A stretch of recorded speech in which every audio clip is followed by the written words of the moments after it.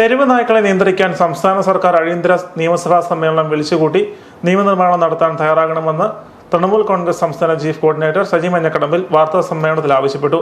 മൃഗസ്നേഹം ചമഞ്ഞ് തെരുവ് നായ്ക്കളെ സംരക്ഷിക്കാനായി കോടികൾ മുടക്കി കോടതിയിൽ പോകുന്ന മരുന്ന് കമ്പനികൾക്കെതിരെ കോടതിയെ സമീപിക്കാൻ സംസ്ഥാന സർക്കാർ തയ്യാറാകണമെന്നും അദ്ദേഹം ആവശ്യപ്പെട്ടു.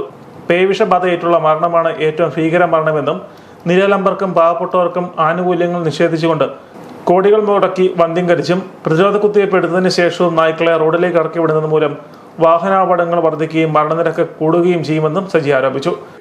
പട്ടിയെ നല്ല സ്നേഹത്തോടെ വളർത്തും, തീറ്റ കൊടുക്കും, എന്റെ കോമ്പൗണ്ട് വളർത്തിട്ട് എല്ലാവരും അല്ലാതെ പട്ടിയെ വഴിയിലേക്ക് അഴിച്ചു വിട്ടിട്ട് നാട്ടുകാരെ മുഴുവൻ കടിക്കാനും അല്ലെങ്കിൽ ഈ പറഞ്ഞതുപോലെ വണ്ടിക്ക് മുമ്പ് ചാടി ആളുകൾ മരിക്കുന്നതിനുള്ള സാഹചര്യം ഒഴിവാക്കാൻ എല്ലാവരും സജീവമായി രംഗത്ത് ഇറങ്ങണമെന്ന് മാത്രമേ എനിക്ക് സൂചിപ്പിക്കാറുള്ളൂ. ഇതിനാണ് തെരുവ് നായ വിഷയം സാമൂഹ്യ വിപത്തായി പ്രഖ്യാപിച്ച് അലഞ്ഞു തിരിഞ്ഞ് നടക്കുന്ന നായ്ക്കളെ മൃഗസ്നേഹികളുടെ വീട്ടിൽ പാർപ്പിക്കാനായി സർക്കാർ ഷെൽട്ടർ നിർമ്മിച്ച് സൗകര്യം ചെയ്തു കൊടുക്കണമെന്നും സജി മഞ്ഞക്കടമ്പിൽ ആവശ്യപ്പെട്ടു.